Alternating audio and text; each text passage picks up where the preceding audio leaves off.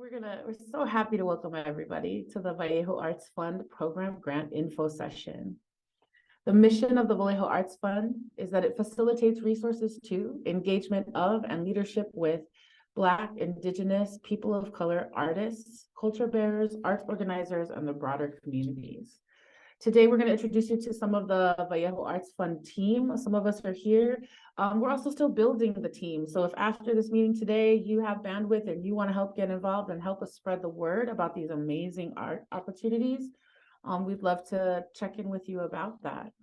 So I'm just going to say what's up to the team who's here. We're going to go around really quick and just introduce ourselves. I can go first, and then I'm going to pass to Mija. And then we'll go to Sed and we'll keep going. But yeah, I just want to say hi. I'm Allison Dela Cruz again, and I'm one of the project co-leads for the Vallejo Arts Fund. And I'm on staff with Three Palms Group, and super happy to be involved and collaborating with all of you in Vallejo to make this actually happen. We're here, it's happening. So I'm super excited.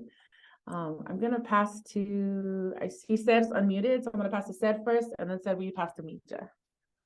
Yeah, so similar, same as Allison. So happy to be here. Excited to spend some time in Vallejo, meeting folks, talking to folks, and seeing applications come in already. So excited to talk about this next piece. I am co-leading with Allison, the fund, and we're excited to keep engaging with you and learning from you. And with that, I'm going to pass it on to Misha. Hello, everyone. Mija Taihempa, and I am an ambassador for the fund, and I'm really enjoying it. It's a lot of work, but it's really been a lot of fun. I've met a lot of new people, and I'm holding information sessions at the Myra Theater Guild, which I am vice president of the board. So drop me a line, and I'll drop you a line, let you know when the next session is. Thank you. Amazing. We're here today because we have this amazing partnership with outreach ambassadors like Mija. Kirby Lynch is also one of our outreach ambassadors. She might join us in a little bit. Sed and I are part of Three Palms Group, as many of you know. But the Vallejo Arts Fund would not happen if not for two other amazing entities.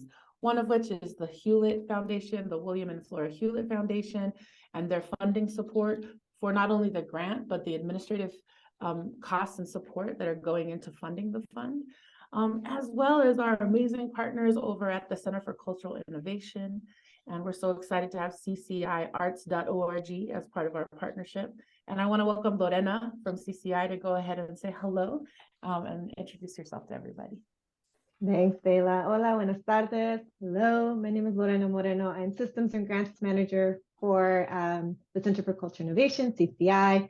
And for those who aren't familiar with CCI, we're a nonprofit organization, and our mission is to support individuals in the arts, whether you're a culture bearer, whether you're an artist, just a creative entrepreneur, and just finding ways to, creative ways in how we can support everyone in different capacities. So we are here to support with the contracting process as well as disbursements, but also to familiarize ourselves more with Vallejo artists. I'm based in Oakland.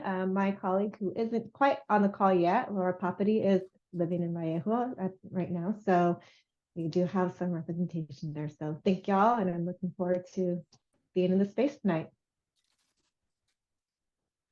Amazing. Thank you so much, Lorena. And we're going to get a chance to hear more about CCI when we get into some of the questions. We know there's some specific questions that CCI is going to really help us answer. So we're so happy you're here, Lorena. And Lorena and Laura and Sergio and I and several folks were out at Art Walk on Friday. So it was great to see those of you that we did get to see. There are lots of engagement opportunities in the future, so we hope to see folks as well. I wanted to welcome everybody. We're just about to get into the next part of this workshop. But one of the things about our practice that we're building with all of you in Vallejo is to make sure we're connected, right, and be relational. And so we want to welcome folks. We want to ask you, if you haven't had a chance to check in yet, if you're here in the info session, we'd love to meet you and say hi. Can I invite you to go ahead and in the chat, put your name, the region of Vallejo that you're in, whatever that means to you, and just how are you doing today? We'd like to know how folks are doing. And as you get ready to do that, just before I welcome Laura, hello.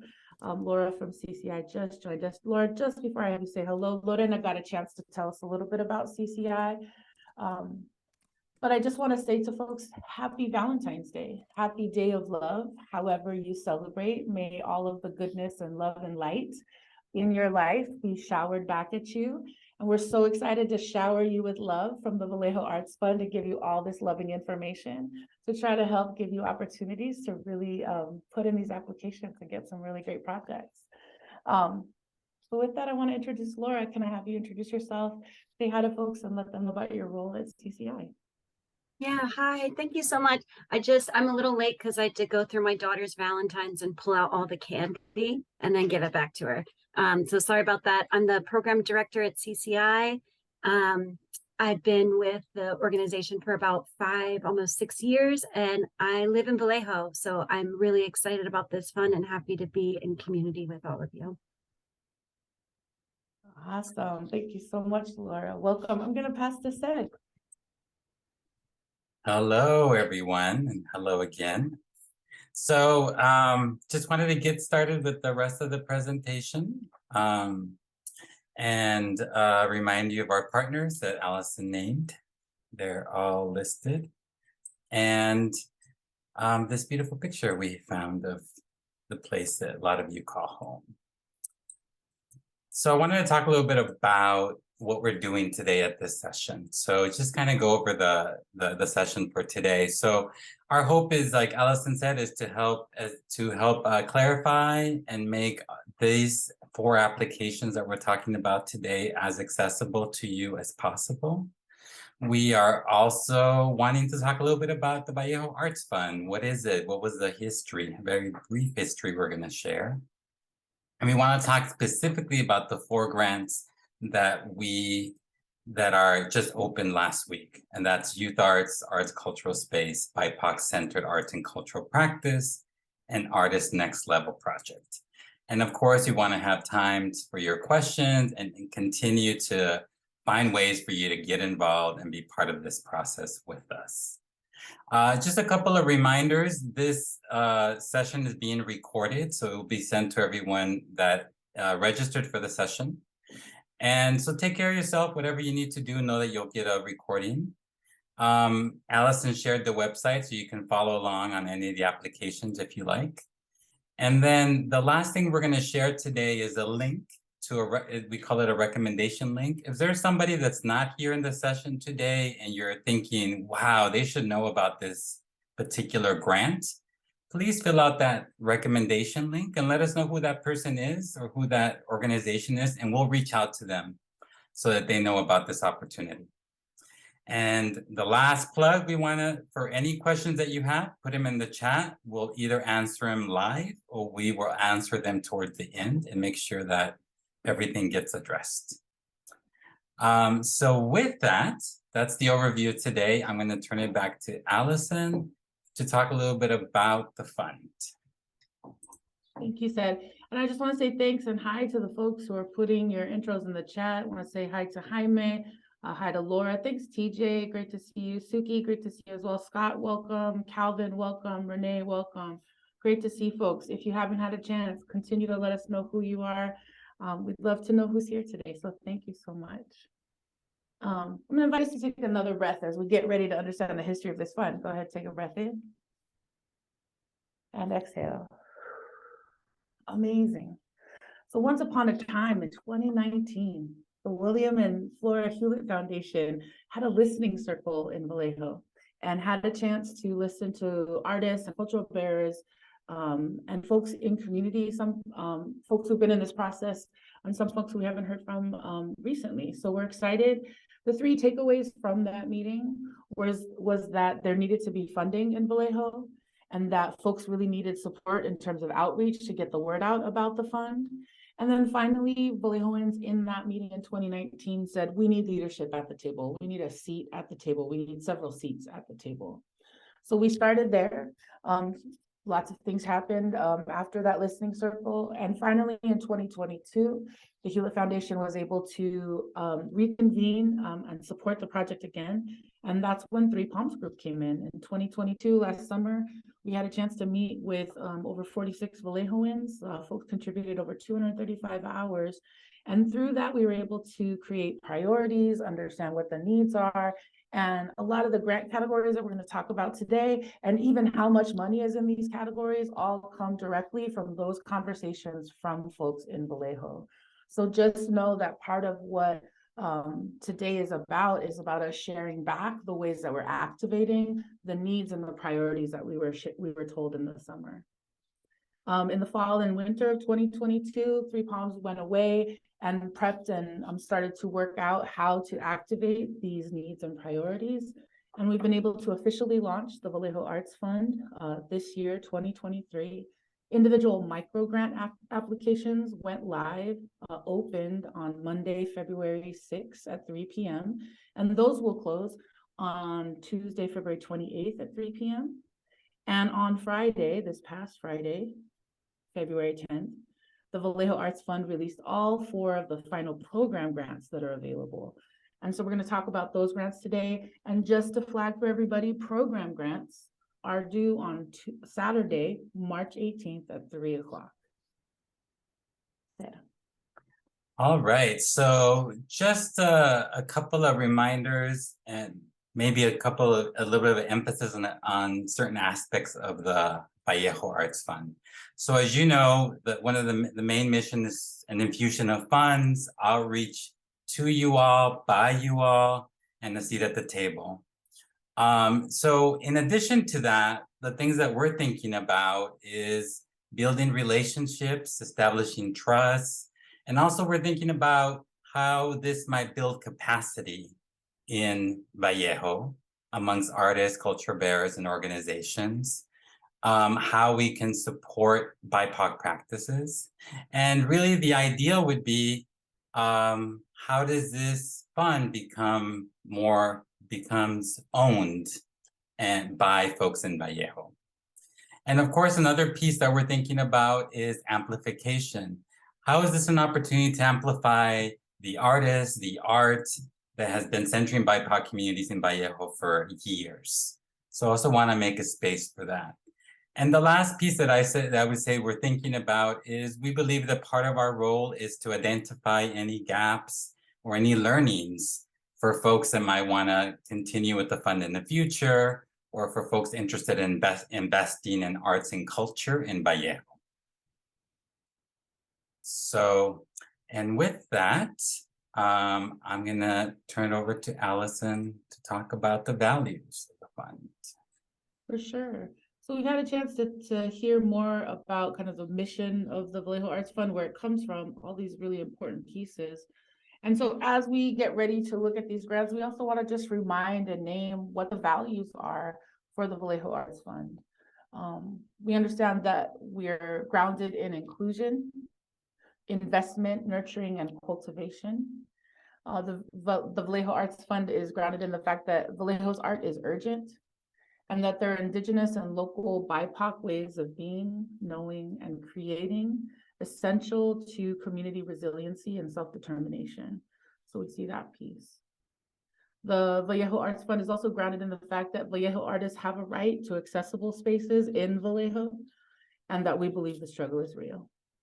I'm going to invite you to just take a breath to all those values as you get ready to see how those are enacted in these applications. So take that breath. And exhale. Thank you. So now, possibly the part you've been waiting for, which is applying to these program grants. How does one apply? Who is eligible? How are those decisions made? So that's this part of the session will be about that. So just want to remind folks that we're talking about 4 separate grants that are part of 5. The first one got released, individual artist grant, but the 4 are here: BIPOC-centered arts and cultural practices, youth arts, arts cultural space, and artist next level. And we're going to dive into each of those individually. But in general, the fund is really seeking to support and center BIPOC arts and cultural communities. So who's eligible to apply? Individuals, collectives, groups, organizations, businesses who live, work, and are rooted in Vallejo, and who have been centering BIPOC communities for at least 3 years. Those are the folks that is seeking to apply to support. And another piece would be that for this time around, applicants should be 18 years or older. As far as the areas, the genre of arts that were lifted by the convenience in the summer, those include performing arts, visual arts, digital and media arts, traditional folk arts, and oral and written storytelling. We know that there's other types of arts present in Vallejo. Those will not be the priority this time around. And including some of the healing arts, even though most artists are healers. But this is going to be our focus. This is the focus of the fund this time around. I'm going to go to the grant making process. So again, when these 4 applications, well, first of all, there's going to be a funding panel. So you folks from Vallejo will have an opportunity to apply to be part of the funding panel and help us make these decisions, or rather make these decisions, and we will support and manage and facilitate that space. So we will tell you more about that. If you're interested in being part of the funding panel, there will be an info session this Friday around lunchtime, and you'll also receive those links if you haven't already. But let's talk about the 4 grant categories now. So these are the things that the funding panel is going to be looking at. Is the work prioritizing or centering BIPOC communities? Are the folks leading this work BIPOC? Number 2, is the artistic work fall into the genres that I shared earlier in the previous slide? And then the next 3 we probably haven't talked about a lot, but we really want to focus on is, how is this work centering or serving diverse BIPOC communities? What are the different ways in which folks are engaging youth or different genres or different communities, but always really centering those BIPOC communities? And another piece that folks in the summer talked about is that these folks need to be rooted in Vallejo. They need to have history, relationships, part of networks. So have a legacy even, and I'll just add this for me, credibility in the community, right? They are rooted, they have been doing work in there, whether individuals or organizations. So looking for those folks. And the last piece that the VAF is looking for is, are the folks applying, do they understand the needs, the dynamics, and the wants of Vallejo BIPOC communities? Have they been part of it, that they can see it? Do they understand how it works and how we can actually make change? So those are the 5 areas that the funding panel will be using to decide the grants. Now, these grants, if you look on the right side of the slide, you'll notice that the fund for each category is different. So youth arts is 130, BIPOC-centered arts and cultural practice 100, arts and cultural spaces 120, artist next level projects 50. And next to it, you see what the range of those grants can be. So depending on the proposal that is submitted, the funding panel will make decisions around the size of the grant. And Allison's going to talk a little bit more later today around how some of those decisions will be made. But one of the key things that folks said in the summer was that they would love to see the Vallejo Arts Fund really grant the most opportunities for as many artists as possible. So that would always be in the spirit of the fund. And so when the funding panel is making these decisions, they're going to be thinking about, how do we share the love? How do we share the resources? How do we really try to get to as many folks in Vallejo as possible? And I think the last piece I wanted to note is these dates that we've been mentioning. For those of you that are visual learners, the program grants were open last Friday, February 10th. I'm going with the Valentine's Day and using little hearts. You'll notice that, even though I don't really celebrate that too much, but I thought it was appropriate for today. And then if you go to the next heart, that's when they're due. So folks will have a little bit over a month to complete those and send them in. And then the plan is by around early May, contracts would go out to everyone that applies to one of these 4 grants. You'll notice in between the bottom 2 hearts, that's when the funding panel that I've been talking about will be reviewing. They're going to be gathering for an entire weekend, reviewing and thinking about this grant making process and deciding where the money is going to go. And just to plug, that position will also be paid. So if you're interested, we would love to compensate you for your time through a stipend. So let me pause there. That was a lot of information. I don't know if there's any questions off the bat. If not, we can definitely take them towards the end. But I'll pause for a second for any questions.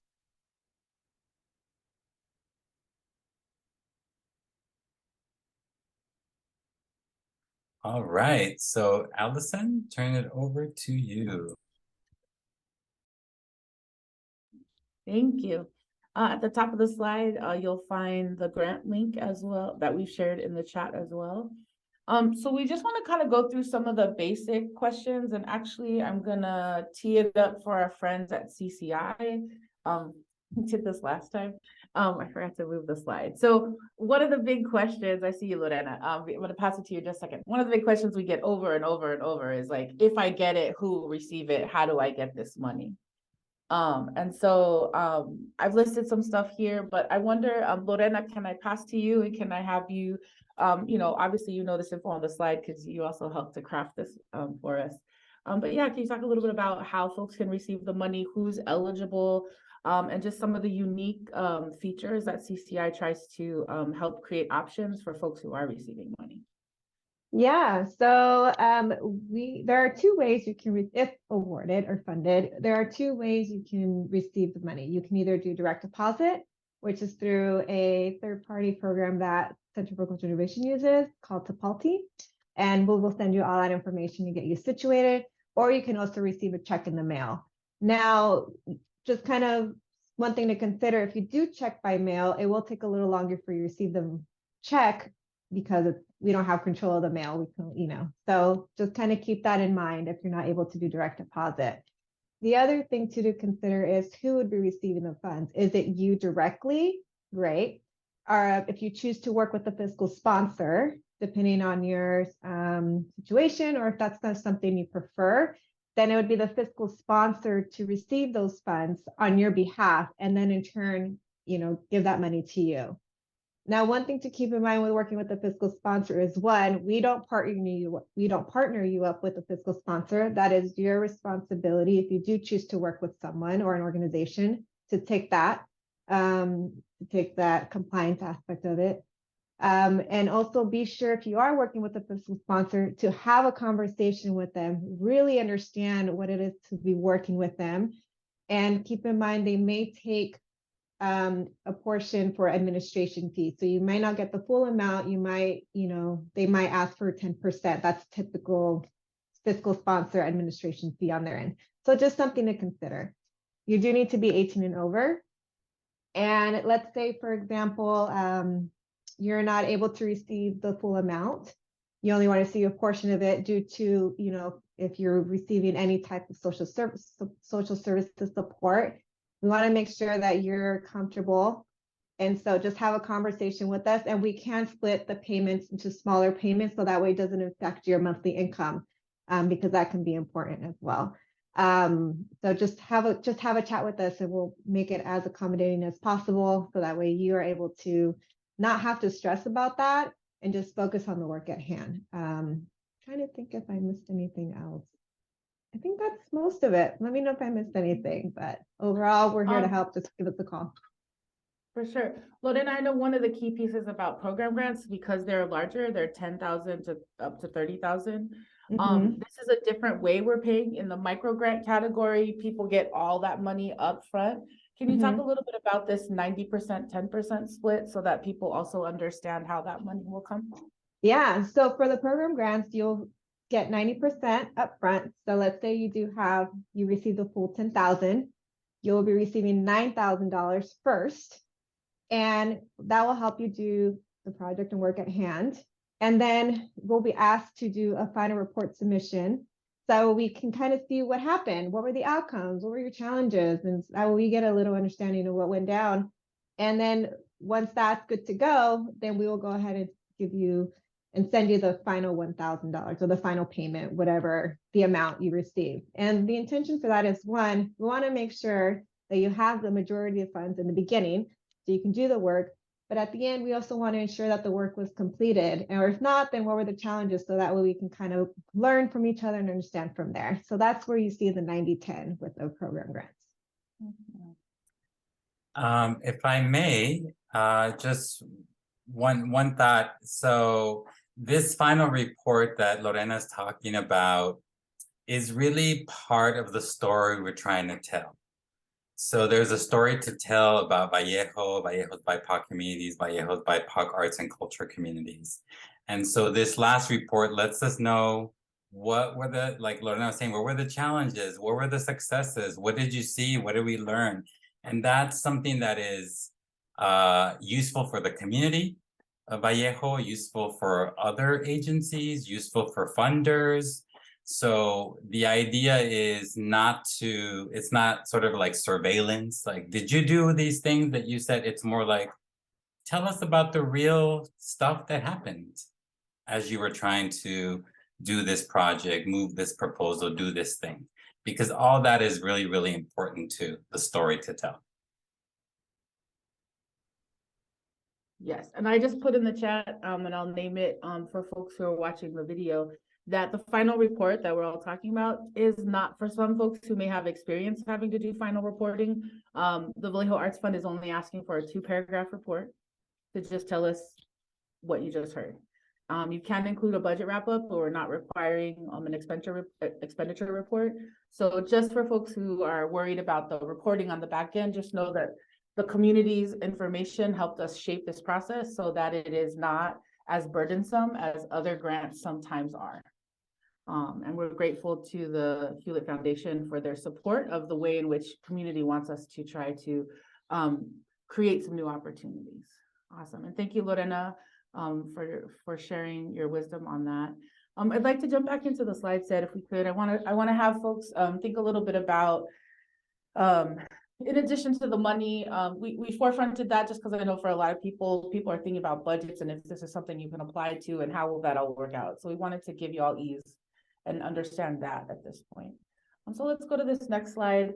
Every single application has several things that are similar. Your legal name, who is receiving the money, and like a sample bio, a photo, right? There are several things that are consistent across the applications. So we hope that if you are applying for more than one, you have the benefit of being able to just continue to use information you already have across the different grant applications. Each grant program has their own set of open-ended questions. These questions were designed based on community priority and need and the values of the fund, the intention of the fund, and kind of the mechanisms of the fund, right? So it is written in all of the applications, but we will say it again. We invite everybody who is applying to come with their full selves as an applicant and invite you to write in ways that make sense to you, right? We are more interested in the content of what you are sharing than the format. So if you like bullet points, panelists will review bullet points. If you want to write us a poem to explain some of these answers, the panelists are going to review that, right? If you want to write a short paragraph, you can do that.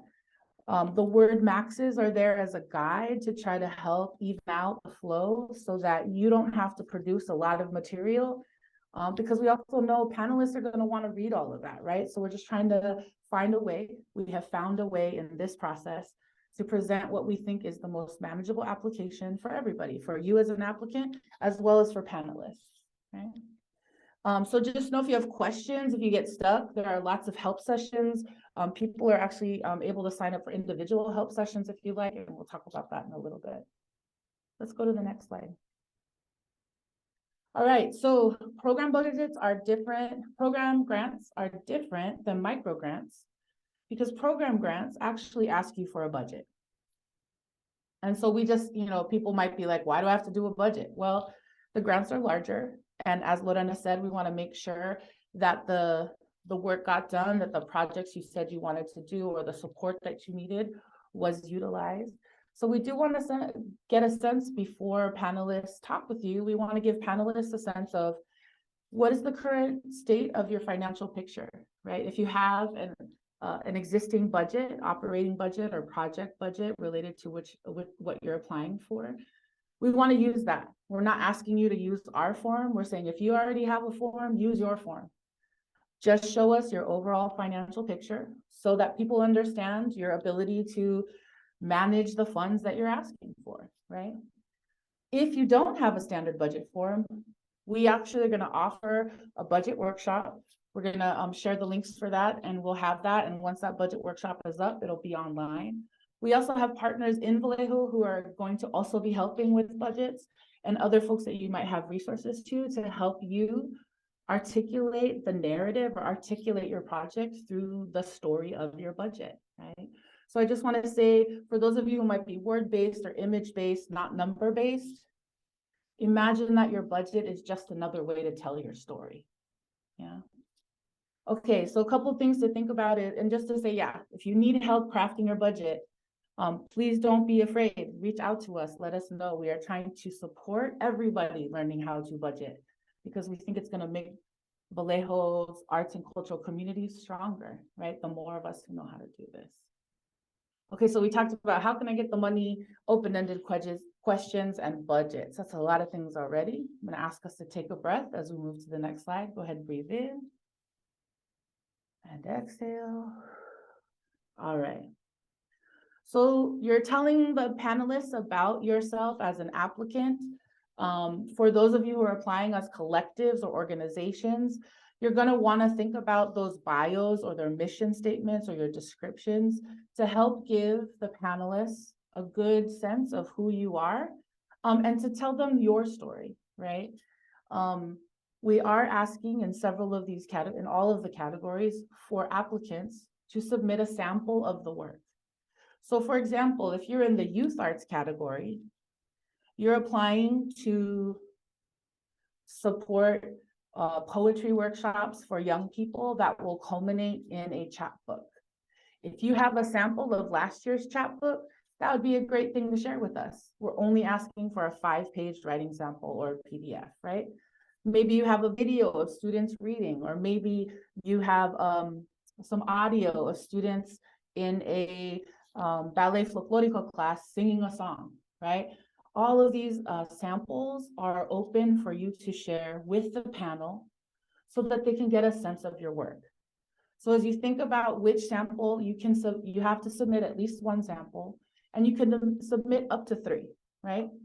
If you submit 3 and you're submitting online digitally, remember that you have a 10 gigabyte limit and that all of your links need to be shareable and easy to open without a password. And we'll add all those double checks to make sure that when you submit that link, panelists can easily go click on the link, see the sample of your work you want them to see, and then be able to continue on their process of understanding you as an applicant and considering the whole pool of folks. Yeah. If you are an individual artist within collectives, what we do want to remind you is the applicant organization is the samples we're looking for, is the descriptions we're looking for. So if Sed and I were applying as a collective, we would have our homie collective, right? Our homie group. And we would have our bios, but we would put our bio together more as the homie group than individually as De La and Sed, right? If you have questions about this, I know several folks, I know Vallejo, we are learning how much of a connected community you all are. So if you have questions about what to apply for in which category, we're open to that. You all are doing great. I see the question, is the 10 gig total limit or per image? Said, I believe we have a 10 gig limit per applicant submission total. Is this correct? That is correct. we're happy to work with you if somehow what you're trying to submit is not working on the Google form. You can always email us and we can figure that out, but that is the total limit for the online submission. Yes. Links, someone also, so thank you, Shiki, for your question in the chat. Thank you to TJ's question in the chat about links are okay. Yes, you can upload 3 website links. If you have video samples that total 5 minutes, but you want to give us multiple links with starting points, you can do that as well. I just invite you to consider how can you share the sample or samples that will help the panelists understand the context and the nature and the there of your work? And how do you make it easy for folks, for yourself and for the folks who are trying to open it? So yes, you can do, this is not what the question is, but I know sometimes I'm like, ooh, I have 30 seconds here and 15 seconds here and a minute there. Just think about how many links you're asking us to open, asking panelists to open. And how, just how to shape that part of your story. Again, you're telling the panelists stories through your narrative open-ended questions, through your budget narrative story about how you want to spend this money, what this money is for, how this money is meeting the criteria for its category. And you're telling us the story, you're telling panelists the story about you through your samples, right? Okay.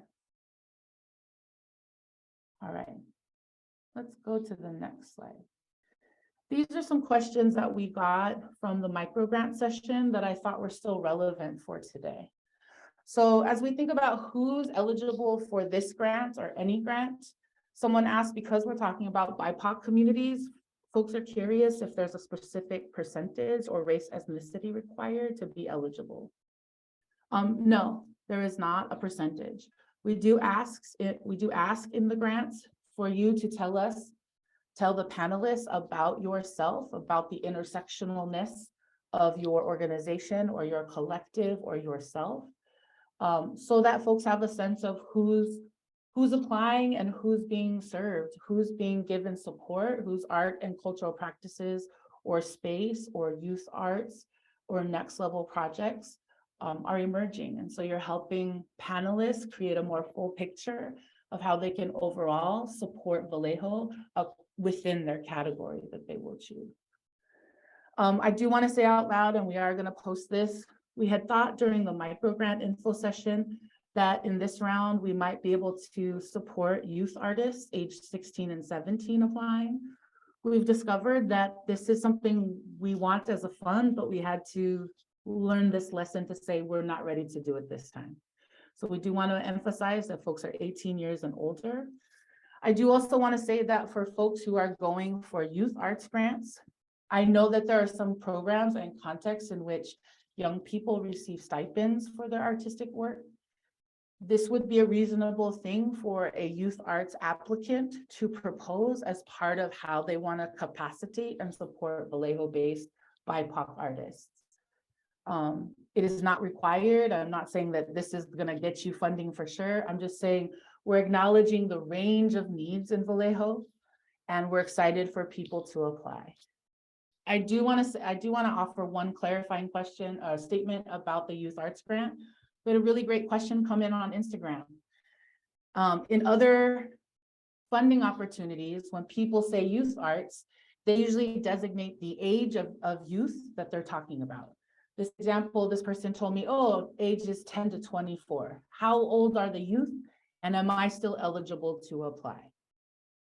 So what I want to name is, in the Vallejo Arts Fund context, youth arts is not currently about getting young people to apply directly for this money if they are under 18. The youth arts program is about supporting creating artistic and cultural spaces for youth, whether that is teaching them a class, having a regular rehearsal in a particular art practice, having a regular space for them to come and engage and connect. The goal of the Youth Arts Fund is not right now to fund directly young people in making their art.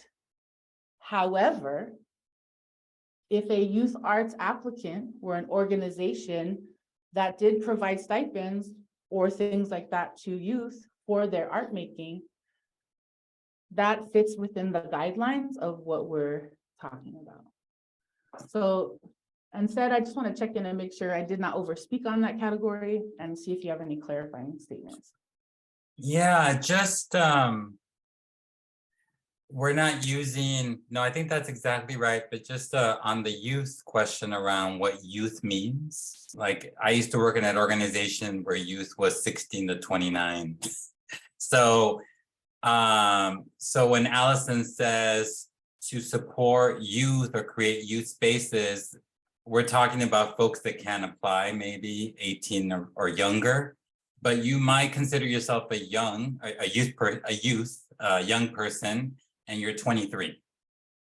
Or you run a collective and you're 21, and so that just wanted to make that distinction that when we're talking about programs that serve youth, it also means Allison, am I making this more confusing? No, I guess I just want to pause and say we've shared a lot. We will also, I'm realizing in this, there's a couple of additional clarifying things that we're going to add to the final guidelines that we will also share soon. So we can offer this clarity to folks. Yes, so I see a question in the chat. Program participants can be under the age of 18. In fact, we highly encourage program participants in the youth arts programs to be between the ages of pre-K to 18. Does that sound fair, Sergio? Am I over? Yeah, and anyone 18 and above can apply for any of any of the grants. Anyone 18 and above can apply for any of the grants. Yes. And I think everybody, as we continue to learn together how to share resources in different ways, the Vallejo Arts Fund really appreciates the opportunity to be set and also to discover the places where we need to take notes for the next cycle. Okay, next slide. We're almost there. This is another question that we got during the microgrant session, and I wanted to bring it back up because I think it actually applies for this session.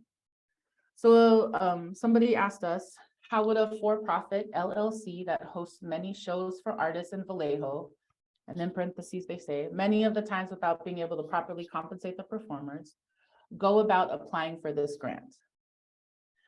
For the individual micro grant, LLCs and collectives are not allowed to, are not eligible for individual artist micro grants. Those are for individual artists. You have individual artists within your collectives, your LLC, or your organizations. Please invite them individually to apply to those funds. However, in the program grants category, an LLC could apply to receive money in 2 of the 4 categories. Instead, maybe we can come back to the how many we can apply to conversation. But I just want to raise up this point that when I read this question, it also seemed to ask a couple different things. What I hear in this question is, am I allowed to apply as an LLC? Yes, you are. But I also hear questions about maybe how I have spent money in the past or how I want to spend money. Again, that's why we're asking for budgets to be able to show kind of your overall fiscal picture, and also to tell the panel how you want to spend the funds.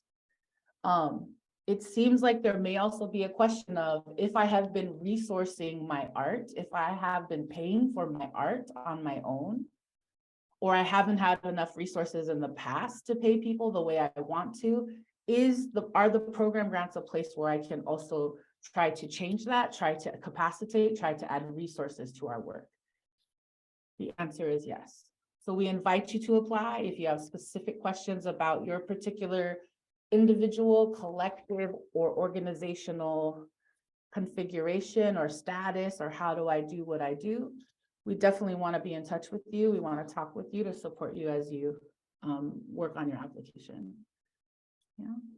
Okay, that was a lot of stuff that I just shared. So I just want to take another second and remind folks, let's go ahead and breathe, because we're processing a lot of information, right? Go ahead, take a breath into your nose. and out your mouth.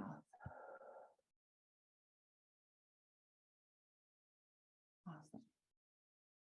And we just want to check in, questions that you have so far. We did not go through every single explicit application. We will be publishing guidelines for that. Sid, I want to pass this back to you as well. Yeah, as you think about any questions you want to ask at this moment, I want to take the moment because it is recording to clarify this final report piece that we were talking about around what CCI is going to ask. And so just to be specific, that final report, 2 paragraphs or whatever it is, that will include either bulleted expenses for CCI or a narrative of how you spent the money. So just to be specific, which is part of the reason we're doing it, the budget workshop and having you submit with the application, is because when that last piece is due, the CCI would like some sort of itemization or narrative around how the money got spent. All right, any other questions? Any other questions?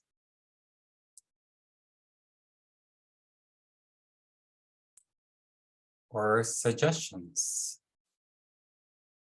With organizations who are applying for the youth programming grant, would they be necessary for them to submit a budget when they submit their application?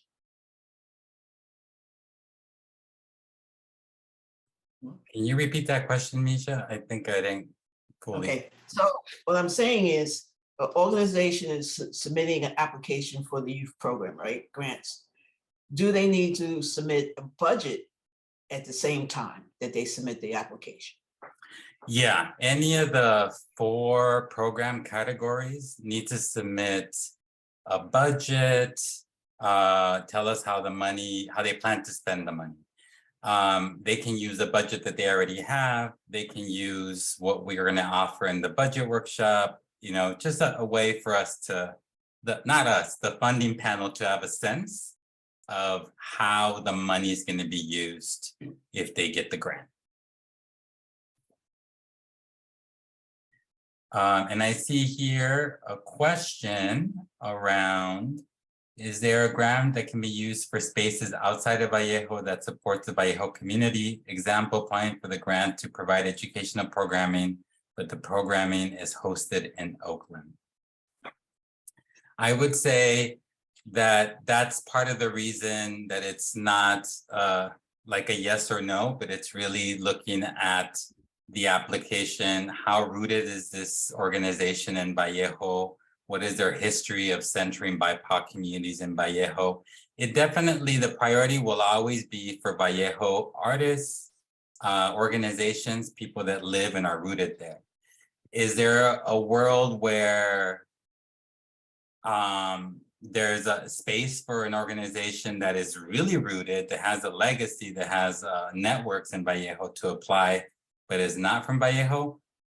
I would say my sense is that the funding panel would probably still want to prioritize Vallejo folks. But if you'd like, if this person, I would say that this organization should probably have a conversation with Allison or I or Misha or Kirby, just so that you don't go through the work if it's not really sort of fitting in the criteria. Can I ask a clarifying question, Sid? Because I think I also see a different part of this question, which is, if we're rooted in Vallejo, but I'm applying, let's say, for example, for youth arts, to run a class in Oakland, is that an eligible project?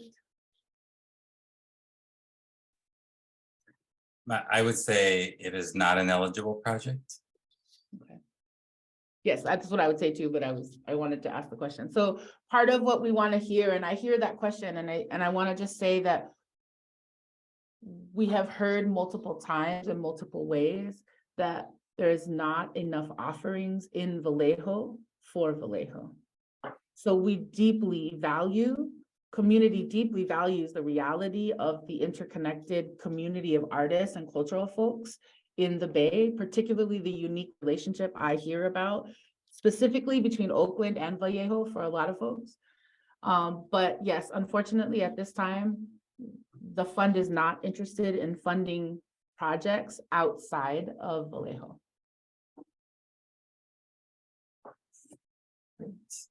Other questions that folks have? Zed, I wonder if we can talk a little, I realize we get excited because we know all the things. Could we talk a little bit about like how many grants can we apply to? There's 5 grants total categories. There's the micro grant, but we have these 4. Is it possible for us to talk a little bit about, as people who are eligible for multiple categories, multiple grant pools, can we talk a little bit about that?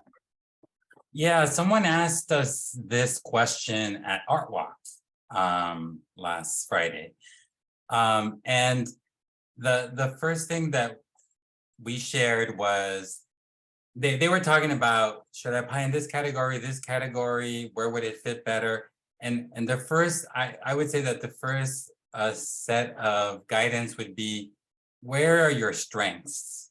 Where is the area that you have legacy, credibility, skill sets, experience? That's really the area that you should be applying in. I know that sometimes we want to apply across all categories for the possibility of getting some resources that we all need. But I would say the funding panel is going to be looking for that kind of fit. This organization, this person really gets it. Now, as far as the technical pieces around applying for more than one grant is, you can apply for the same project under youth arts or BIPOC-centered arts and cultural spaces.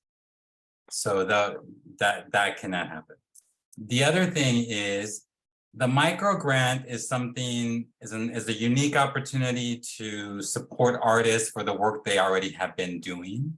And so that is already in process. Those applications are due sooner. So that's it. As far as the other four categories, the most grants that you could receive would be 2. And that would be for 2 separate projects. You might have to demonstrate how maybe one is an individual project, another one is collective or an organization. So there has to be enough difference in the applications that you're submitting and the projects that you're considering to potentially receive 2.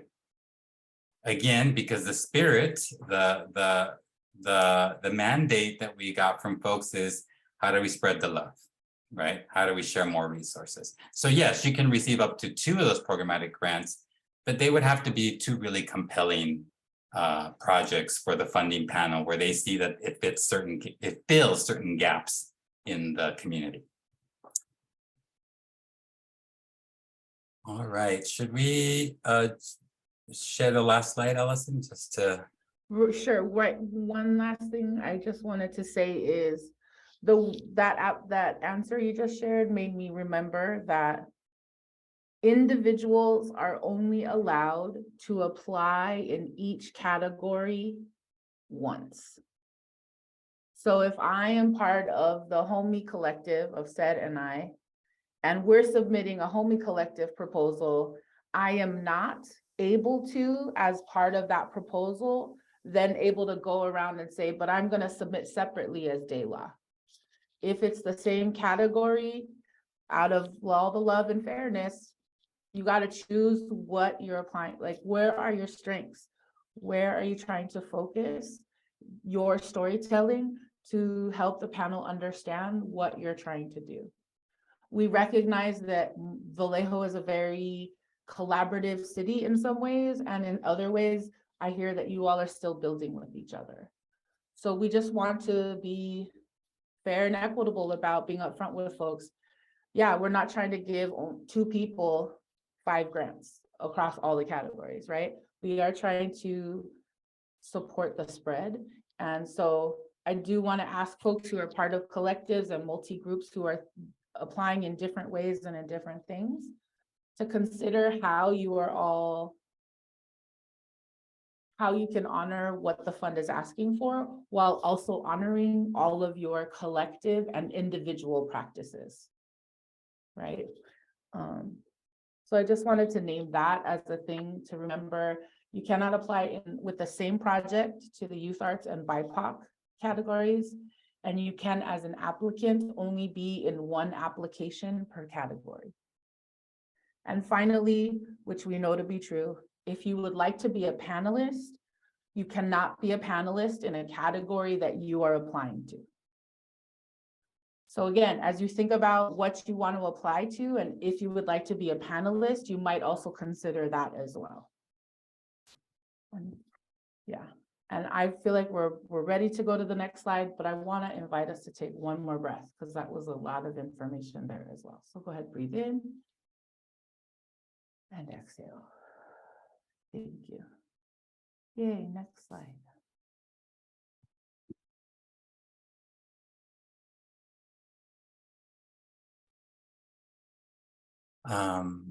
So the thing that we keep sharing is that we know that this is a lot of information, and for some of us, it's work that we haven't maybe done before, maybe we haven't applied before in this way. So we are here to guide and coach you in this process. And so again, Mija, who's on the call, is one of our ambassadors. Kirby, who you might know. There's also office hours in Liddell Shoes, and we're consistently adding new places for folks to pick up apps and to get support if they need to. Anything else you want to say, Allison? Zed, can I ask you to click on the actual slide deck? We're seeing visually both your agenda and your slide. Thank you. So I do want to just say two things.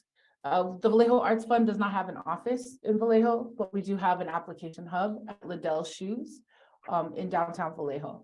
Because we also know that we want to create access to folks outside of downtown Vallejo, we're building partnerships, and we currently have a new collaboration with the Boys and Girls Empowerment Group in the Crest, and they will start having VAF office hours for folks to come and pick up applications on Mondays from 11 to 3.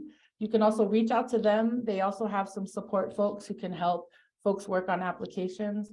I know that Kirby's going to be doing a workshop there this Saturday, so folks will have an opportunity to get resources as well. Like I said, Liddell Shoes is also the application hub.